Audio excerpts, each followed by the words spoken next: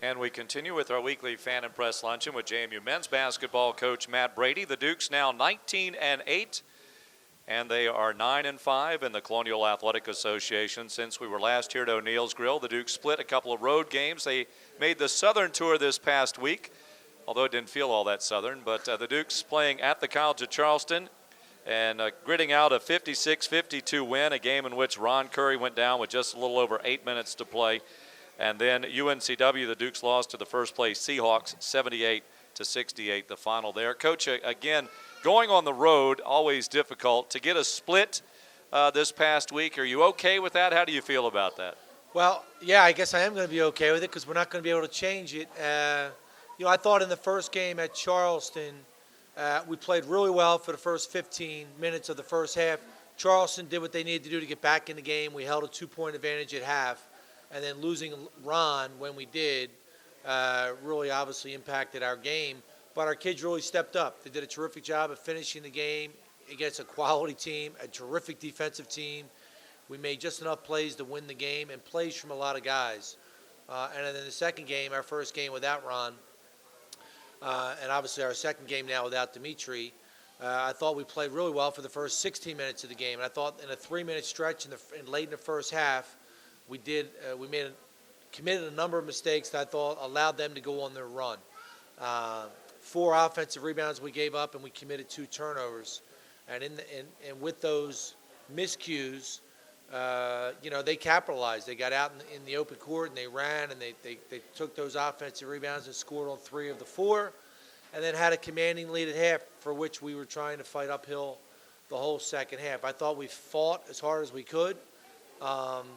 But, too many mistakes to overcome. And when you play that team in their building and they shoot the ball as well as they did in the first half, you're going to have to play a much better game than we did. I thought we fought but didn't play particularly well.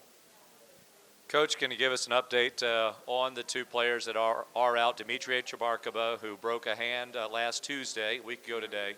And then, of course, Ron went down with a knee injury in the game against the College of Charleston. Yeah, both guys were in the convo here early this morning. Ron was getting physical therapy on his knee.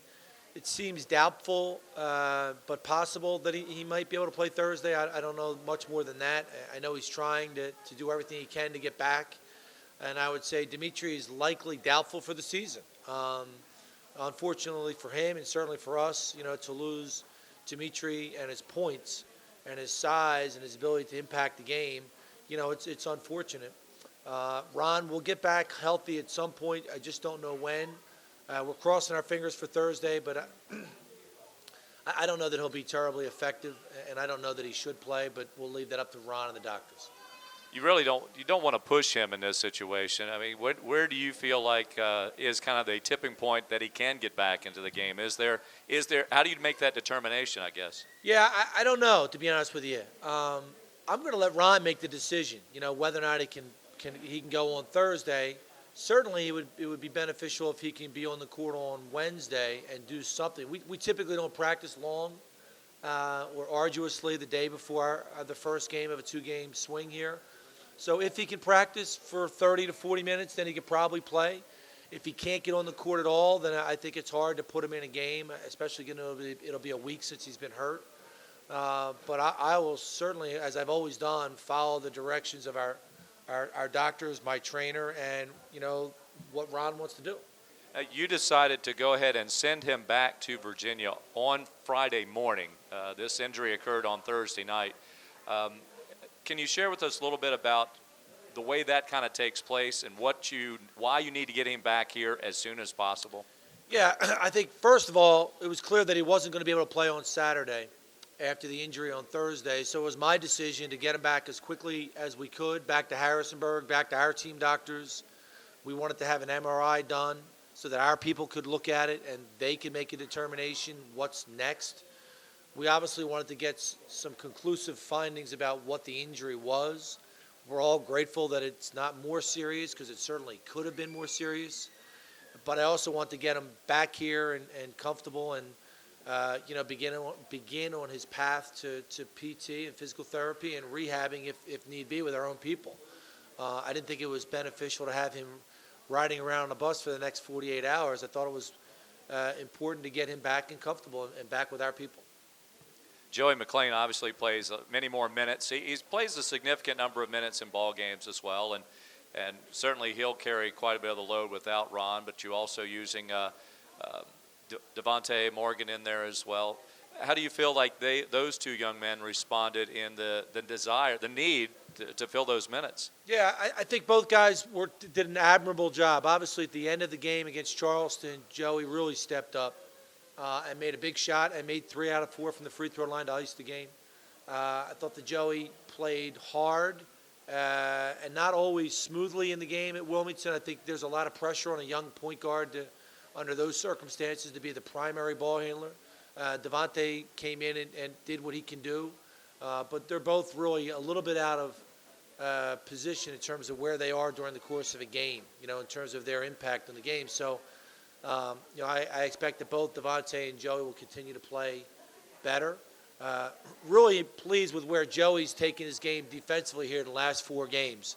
In fact, that's really the impetus behind playing him more, is that he's playing much harder, and he seems to understand what it is required of him at the defensive end, which is why I have a growing comfort level with having him on the court. And I thought he's done a really good job. Joey's not a big guy, and he needs to play with great energy to overcome his lack of physical stature. I think he's done that the last 4 games. So if he can play with great urgency and toughness, then there's no reason why he can't be on the game for extended minutes. I've also observed, Coach, in watching him play, that about a month ago you were talking so much about the penetration into the paint, getting into the paint, and then creating opportunities there, whether it's making your own shot or pivoting and finding open shooters. He seems like that is now really into his game, and that helps him to get in the rhythm of the game. Yeah, it's an interesting thing. We talk about that driving and pivoting. And initially, when we started doing this, beginning of the year, our guys think it's kind of a cop-out, that you're not using your athletic ability to jump in the air. And then, every day I show our guys a clip of an NBA player who makes the All-Star team that does exactly what we teach every day. And Joey's used it most beneficially on our team comparatively to any other guy on our team. And it really, when you take into account his speed and his ability to stop quickly and then pivot, he's gotten really clean looks, and he's made some terrific passes back out to the three-point line for big shots. It's a way of I think, compromising the defense. Defense wants to keep up with a guy that's penetrating in the lane, and a guy offensively comes with a quick stop. It really puts the defense at a disadvantage, and Joey's done that as well as anybody. When you have Ron Curry running the point and he's getting the ball down low, he's been doing it so long that his teammates have a better feel for probably his passing ability and where he's going to deliver the ball. Are you seeing that improve any with the chemistry between, say, Joey and his teammates as he plays more minutes? Yeah, I think so. And our guys are starting to learn to move on the three-point line when somebody does penetrate. They're making themselves more available to a kick-out pass. And in home games particularly, we've had some great plays where guys have gotten, particularly Joey, gotten deep to the lane and almost under the basket and kicked it out for big shots.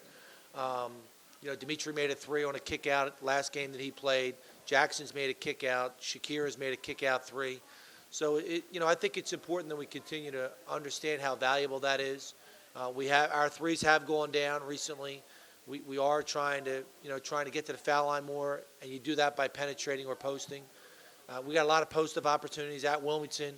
We need our post-up guys to continue to be really productive, and I thought we had great opportunities the other night at Wilmington.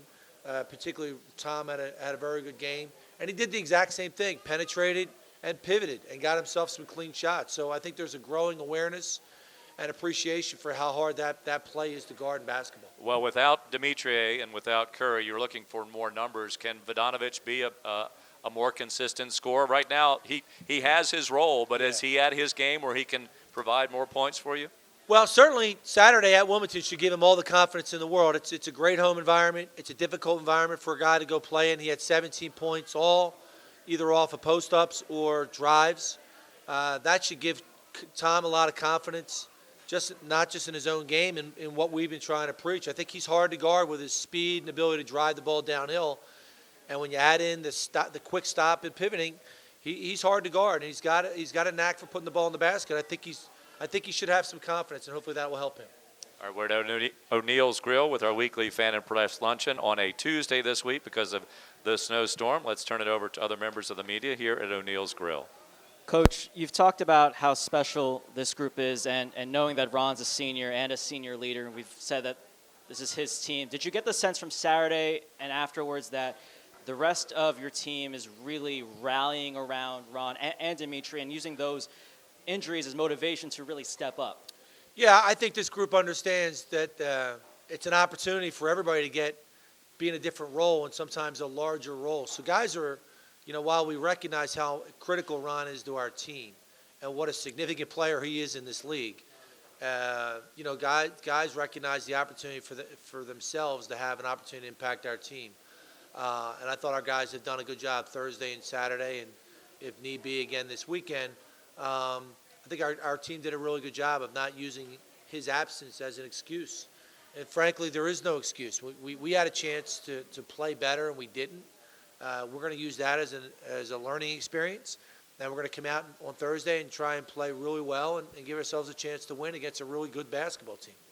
You might have heard Coach Brooks talk about him dealing with injuries in the context of just teams in general this season dealing with injuries. They're obviously a part of the game. I'm wondering do you take anything away from either your past experiences or even with other teams? I mean, with the football team dealing with injuries and how Kenny Brooks has dealt with it. Do you take anything away from those that might have helped you in this situation? Well, it is interesting that all three of those teams you just mentioned have had injuries. I feel like, I've been down this road too many times. This particular group has had attrition but not injuries. So we haven't had to deal with it very much with this group. This is the first team I've had back in its entirety from one season to the next in my 8 years. And this team didn't have many injuries last year. So it's new to have to deal with an injury to two very critical pieces. I think it's odd that I've had very few injuries to anybody outside of my regular rotation. Nobody's ever had a flu from 7 through 13 of my team. We've had injuries to very significant guys, so it's par for the course. And I think most teams have to deal with it at some level, but we're not blinking at it. We're gonna play hard and hopefully as well as we possibly can on Thursday. And if Ron is able to play, that's tremendous, and hopefully he can. But if he can't, then we'll be ready to go. Judging by how you spoke about Ron, it seems like you're pretty optimistic he's going to be back soon. If he doesn't play Thursday, could you see him back Saturday, or are you definitely expecting him back before the CAA tournament? Yeah, he'll be back before the CAA tournament, and my hope is that that he could be back by Saturday. But again, it's really going to come down to how Ron feels, and I'm going to let Ron decide if he can play or not play. And if he can play, it's going to come down to my comfort level, how much he should play, and our trainer's decision how much he should play. But if Ron feels like he can go on Wednesday, then he'll have a chance to play some on Thursday.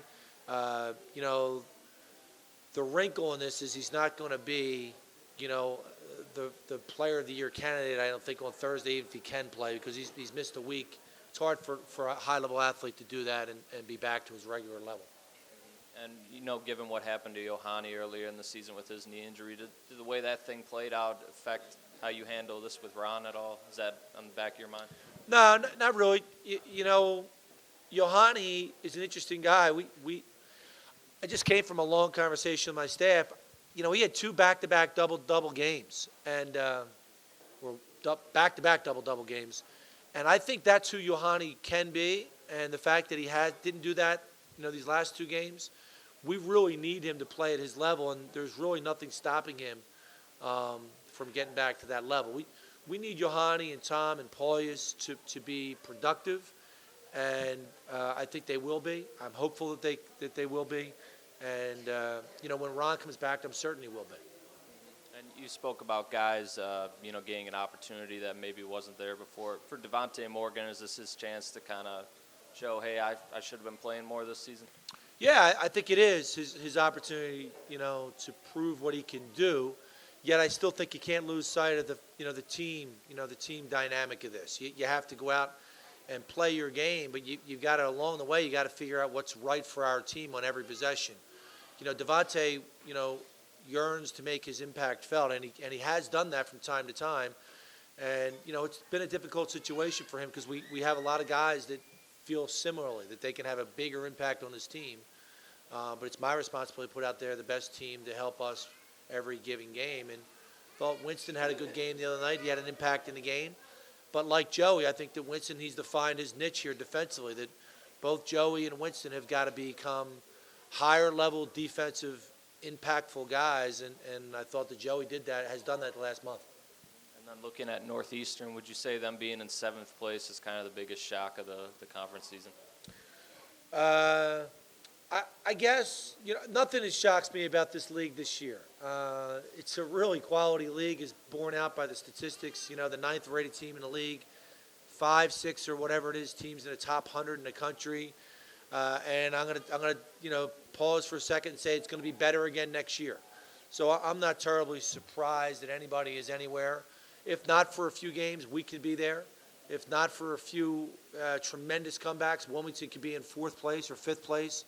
They've had some great comebacks. They've had a stellar season. It's really a very close conference race, even given the fact that, Wilmington's there with a 2-game lead. They've come back from some big deficits to do it, and they've earned their place. And I would say to you, Northeastern, they don't look like a 7 seed to me.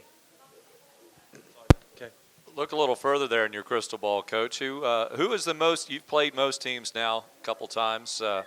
2 weeks remain in the regular season, 4 regular season games to go. So, looking into your crystal ball, which team is the most complete right now? Well, I would say it's Wilmington and Hofstra. A lot. People can make a lot out of the fact that Hofstra plays 5 guys a lot. Boy, those 5 guys are good players. Really, really talented group. And they have 3 other guys they can bring into the game. And I would say to you, Wilmington plays 9, and they have a possible player of the year that's paying his own way. That kid's a really good player. He's been as consistent a basketball player as our league has this season. And I would say the 3 most consistent players in our league, would be Wanye Green, Ron Curry, and this kid Flemings from Wilmington. So the fact that they have a kid walk on their campus, decide he wants to pay, and puts himself in the position to be the player of the year in the league is very significant, and has been hugely beneficial for Wilmington's opportunity to win this league. All right, the Dukes at home. The next couple ball games, they'll actually play 3 of their next 4, the last 4, at the Convocation Center beginning on Thursday night. That is a 7 o'clock tip-off against the Huskies of Northeastern. And then a Saturday afternoon 4 o'clock tip-off as the Delaware Blue Hens will come to town to face the Dukes at the Convo on Saturday. It is a busy weekend at the Convo. Men on Thursday night and Saturday afternoon. The women on Friday night and Sunday afternoon. So it's a February feast of basketball at the Convo this weekend. Thank you for joining us here and feasting at O'Neill's Grill on University Boulevard.